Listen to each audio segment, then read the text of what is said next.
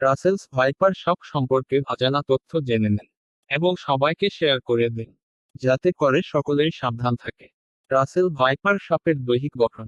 Russell's viper সাধারণত 120 centimetre পর্যন্ত লম্বা হয়, যদিও কিছু সাপের থেকে বড়ও হতে পারে।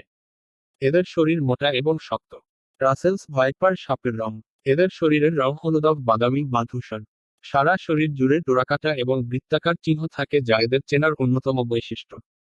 রাসেলস ভাইপার সাপের মাথার আকৃতি। রাসেলস ভাইপার সাপের মাথা ত্রিভুজাকৃতি এবং স্পষ্টভাবে শরীর থেকে আলাদা। মাথার উপরে কাঁটাযুক্ত স্কেল থাকে। রাসেলস ভাইপার সাপের চোখ বড় এবং গোলাকার, যা খুব তীক্ষ্ণ দৃষ্টিশক্তি প্রদান করে। এদের চোখের মণি উল্লম্বাকার, যা নিশাচর সাপদের বৈশিষ্ট্য। রাসেলস ভাইপার সাপের দাঁতও বিষগ্রন্থি। এদের লম্বা এবং সংকীর্ণ দাঁত থাকে, যা বিষগ্রন্থির সাথে সংযুক্ত। কামড়ানোর সময় এই দাঁত দিয়ে বিষ প্রবেশ করানো হয়।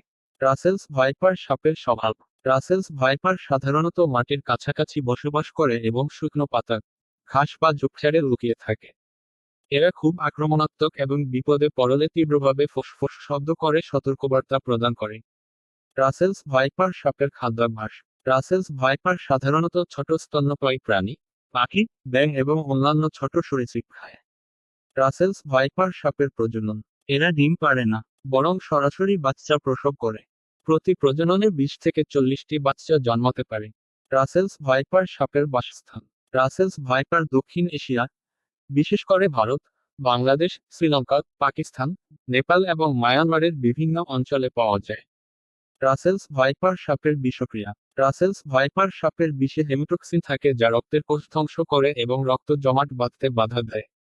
আমরা সকলেই সচেতন হই এবং অন্যদেরকে এই বিষধর সাপ থেকে সাবধান করি।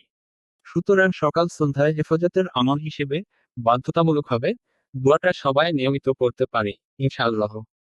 যে ব্যক্তি বিকালের এই দোয়াটি 3বার পড়বে, সে রাতে কোনো বিষধর প্রাণী তার ক্ষতি করতে পারবে না। এবং সকালে পড়লে সারাদিন কোনো বিষধর প্রাণী তার ক্ষতি করতে পারবে না। যার অর্থ হলো এই: আল্লাহর অপরিপূর্ণ কালেমাসমূহের ওসিলায় আমি তার নিকট তার সৃষ্টির ক্ষতি থেকে আশ্রয় চাই।